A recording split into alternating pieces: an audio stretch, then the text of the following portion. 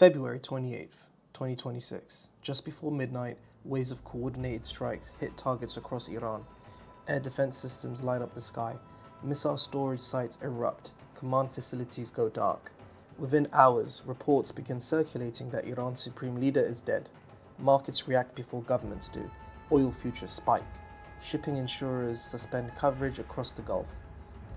Commercial vessels hesitate at the Strait of Hormuz.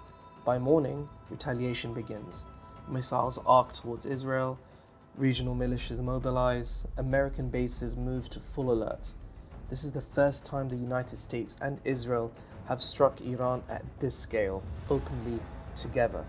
For years, there were cyber attacks, sabotage, targeted killings, proxy battles in other countries. This is more direct, and it didn't start in 2026. And it didn't start with drones or centrifuges or even the Islamic Revolution. To understand why this happened, you have to go back 75 years, back to oil, back to a prime minister who tried to nationalize it, and back to a coup, because what we're watching now is the final stage of a chain reaction that began in 1951. With all that being said, let's go to the beginning. In 1951, Iran did something that changed its place in the world. Its parliament voted to nationalize the oil industry. For decades, British companies had controlled Iranian oil through the Anglo-Iranian Oil Company. The profits flowed outward. The power did too. Many Iranians saw it as exploitation wrapped in legal paperwork. Mohammad Mosaddegh became prime minister shortly after the vote. He wasn't a revolutionary in the modern sense. He was a nationalist. He believed that Iran should control its own resources, its own revenue, its own future. London reacted immediately. The British government imposed an embargo. Iranian oil exports collapsed. The refinery at Abadan, one of the largest in the world, became a symbol of economic strangulation. Tankers stopped coming, revenue dried up, pressure mounted inside the country. Behind the scenes, British officials began looking for a way to remove Mossadegh. By 1953, they had a partner. The CIA joined the effort. The operation was codenamed Ajax. In August of that year, protests were organized, money was moved, alliances were leveraged, and Mossadegh was overthrown. The Shah, who had briefly fled, returned with strengthened authority. The coup succeeded quickly, its consequences did not fade quickly. In 1954, a new oil arrangement was put in place. Western companies regained structured access to Iranian oil. Iran still received revenue, but control had shifted back toward an international consortium. Inside Iran, the lesson was absorbed differently. A prime minister tried to assert sovereignty over natural resources. He was removed with foreign assistance. That memory didn't disappear. It settled into the political bloodstream. For Washington and London, the coup was a Cold War maneuver. Stability mattered. Soviet influence was the fear. For many Iranians, it became proof that independence came with a price. Over the next 2 decades, the Shah consolidated power. His rule would be backed by American military and economic support. Iran would modernize rapidly. It would also become increasingly centralized, increasingly surveilled, and increasingly intolerant of dissent. The break between Iran and the West didn't begin in 1979. It began here, and over time, that fracture widened, because while the United States was reinforcing the Shah's position, another regional player was building a quiet relationship with Tehran, one that most people today forget ever existed: Israel. In the 1950s and 60s, Israel pursued what later became known as its periphery strategy, forming quiet relationships with non-Arab states around the Middle East to counterbalance hostile neighbors. Iran became one of the most important pillars of that strategy. The cooperation was discreet but substantial. Oil flowed from Iran to Israel. Over time, the relationship expanded into infrastructure. In 1968, the two countries formed the Eilat-Ashkelon Pipeline Company, a joint venture that allowed Iranian crude oil to move across Israel to European markets. Energy security tied them together in a way that rarely made headlines. Security cooperation developed alongside oil. Israeli intelligence maintained a presence in Iran. Iranian and Israeli services exchanged information. Multiple historical accounts describe coordination between the two governments on security and regional intelligence matters. Iran's domestic intelligence service, SAVAK, became the Shah's primary tool for controlling dissent. US involvement in its early formation is well documented. Israeli cooperation with Iranian security institutions during this period is widely reported, though the precise scope of Mossad's role is not fully declassified. What is clear is that Tehran and Tel Aviv worked together on intelligence and security issues for years before 1979. The alliance was strategic, not ideological, and it extended into sensitive areas. In the mid-1960s, a separate episode unfolded in the United States that still generates debate.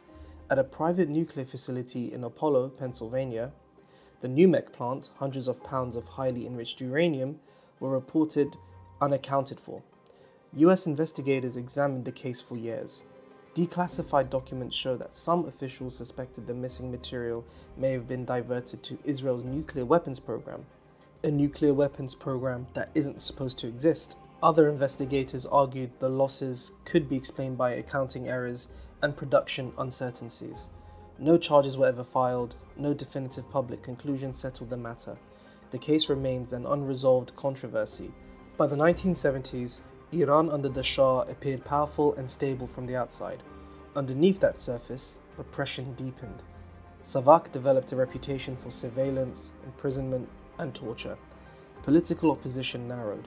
Clerical networks gained traction among a population increasingly uneasy with concentrated power and widening inequality. The Shah still had American backing. He still had quiet cooperation with Israel. Oil continued to move across pipelines and seas. But the political foundation was eroding, and in 1979, the entire structure collapsed. The alliance between Tehran and Tel Aviv ended almost overnight. Intelligence partners became adversaries, energy corridors became legal disputes, strategic alignment became ideological confrontation. The hidden alliance of the 1960s turned into open hostility, and that reversal would shape every decade that followed.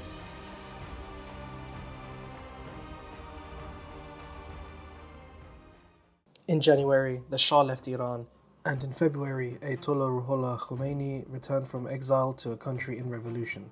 Within months, the monarchy was gone. The Islamic Republic was declared.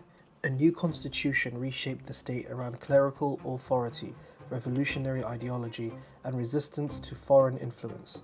The relationship with Israel ended immediately. Diplomatic ties were severed. The Israeli embassy in Tehran was handed to the Philistine Liberation Organization. Anti-Zionism became a pillar of the new regime's identity. The relationship with the United States deteriorated even faster. In November 1979, Iranian students stormed the US embassy in Tehran and took American diplomats hostage. 52 Americans would be held for 444 days. The hostage crisis dominated American television screens and hardened political attitudes in Washington. The US froze Iranian assets and imposed sweeping restrictions. Sanctions began here. They would expand and evolve for decades. In 1980, another shock arrived. Saddam Hussein's Iraq invaded Iran. The Iran-Iraq war lasted 8 brutal years. Hundreds of thousands were killed. Cities were shelled. Chemical weapons were used. The United States, wary of revolutionary Iran, tilted toward Iraq in various forms of support. The Gulf became increasingly militarized. Naval forces operated in tense proximity. In 1988, the US Navy shot down Iran Air Flight 655. 290 civilians were killed. Inside Iran, that moment became permanent memory. The same decade also carried an irony. While the Islamic Republic publicly condemned Israel, and while hostility defined the rhetoric, there were back-channel dealings during the Iran-Iraq war. Arms transfers moved through intermediaries in what later became known as the Iran-Contra affair. The regional lines were less clean than the public narrative suggested. But the larger trajectory was set. The revolution institutionalized confrontation. Security services expanded. The Revolutionary Guard grew into a political and military force of its own. Ideology and survival fused together. In 1989, Ayatollah Khomeini died. Ali Khamenei became supreme leader. The system transitioned, but it did not soften. By the end of the 1980s, the structure of the conflict was clear. The United States had sanctions and military presence. Israel had redefined Iran as a long-term strategic threat. Iran had built a state that saw resistance as legitimacy. The Cold War was ending. The rivalry in the Middle East was just getting started.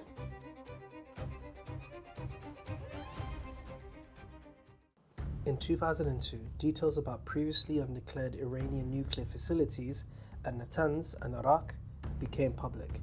Inspectors from the International Atomic Energy Agency began scrutinizing Iran's program more closely. Questions multiplied. Was the program purely civilian, or was it laying the groundwork for weapons capabilities? For Israel, a nuclear-capable Iran represented a strategic transformation. It hindered the plan of Israel being the dominant force in the Middle East. Iranian rhetoric about Israel's legitimacy only intensified that concern. For the United States, the issue folded into non-proliferation policy, regional balance, and alliance credibility. Sanctions layered on top of earlier sanctions, financial restrictions tightened, oil exports were targeted, banking access narrowed. At the same time, a quieter battlefield opened. Around 2006 and into the following years, a covert cyber campaign began targeting Iran's nuclear infrastructure.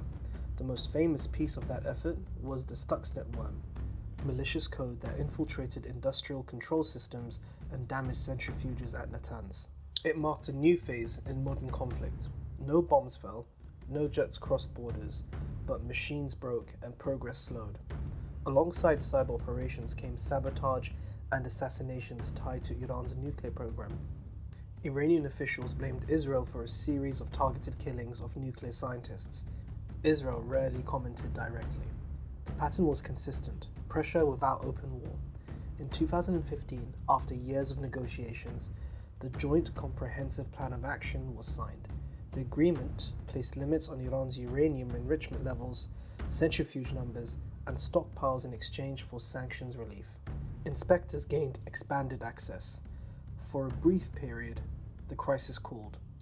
Centrifuges were dismantled, oil flowed more freely, diplomacy regained space, but the underlying distrust remained. In 2018, the United States withdrew from the agreement. Sanctions were reimposed and expanded. Iran gradually began reducing compliance with the deal's limits. The same year, Israel announced that its intelligence service had seized a large archive of Iranian nuclear documents. The presentation reinforced Israeli claims that Iran had once pursued weapons design research more extensively than publicly acknowledged. The nuclear issue was back at full intensity. Linking back to the 1967 Apollo Numek affair, evidence suggests that the stolen uranium went to Israel. It's been an open secret that Israel has been growing their nuclear capabilities for decades now. However, Iran, a signed member of the Nuclear Non-Proliferation Treaty, is subject to international inspections. Israel never signed a treaty, was never inspected, and has an estimated 90 nuclear warheads and counting. One country built its nuclear arsenal in secret from stolen uranium outside every international framework, yet the other country is a threat.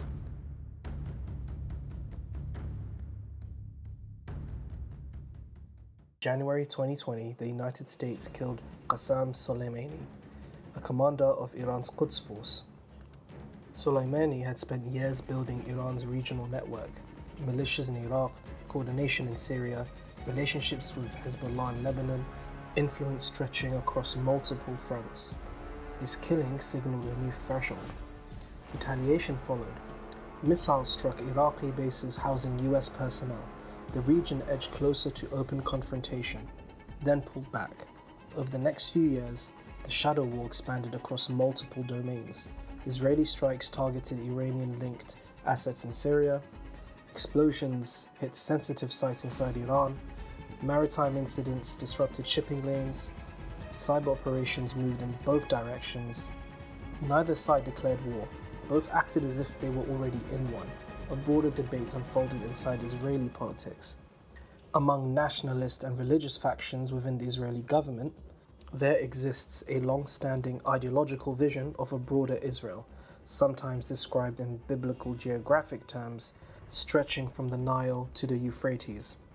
To put it bluntly, Israel wishes to annex land within that region in order to build its empire, and Iran is the last piece standing, blocking them from their goals. In late 2025, the tempo changed. Israeli operations intensified. Air defenses were probed, missile infrastructure was struck. Intelligence reporting suggested deeper coordination between Washington and Tel Aviv on contingency planning. Then came current day, February 28, 2026. Joint US-Israel strikes hit targets across Iran. Air defense systems, missile facilities, command centers. Reports emerged that the supreme leader Ali Khamenei had been killed. Within hours, regional militias mobilized. Missiles were launched towards Israel. American forces moved to high alert across the Gulf. And then something else happened. Shipping insurers began suspending war risk coverage. Tankers hesitated at the Strait of Hormuz. Energy markets reacted instantly. The shadow war had crossed into direct state conflict, and the battlefield extended beyond military targets. It reached into global trade, energy flows, and financial risk systems. What had once been a contained rivalry was now a regional shockwave. The next question wasn't just military, it was political. Who would lead Iran now? And what kind of system would emerge under pressure? Now, when looking at who benefits from all this, for Israel, degrading Iran's military and nuclear infrastructure changes the balance of power. Demonstrating reach alters deterrence calculations. For some Israeli political thinkers, weakening Iran also removes the central counterweight to a broader regional realignment, in which Israel holds uncontested strategic dominance from the Mediterranean through key corridors of the Levant. Whether framed as influence, deterrence, or historic destiny, the removal of Iran as a coherent rival shifts the entire regional map. For the United States, the calculus intersects but differs. Non-proliferation aligns credibility, energy stability, and regional order remain primary concerns. Global markets have already reacted. Insurance withdrawals and shipping hesitation show how modern war spreads through economic systems. There is also a paradox. States observe patterns. They measure the treatment of nuclear powers and near-nuclear powers. They draw lessons from this. 75 years ago, this story began with oil sovereignty. Today, it is about regional architecture. Other nations will start to think twice about their nuclear program. Perhaps they should build more nukes in the interest of self-preservation, given how chaotic this time period is. Whether this moment produces a consolidated hardline order in Tehran, a reconfigured leadership, or a long war of attrition will shape the Middle East for decades. The domino theory is often oversimplified, but in strategic thinking, removing a central node reshapes the entire network. Iran is that node. And what happens next will determine whether this was a decisive turning point or the beginning of a far larger reckoning.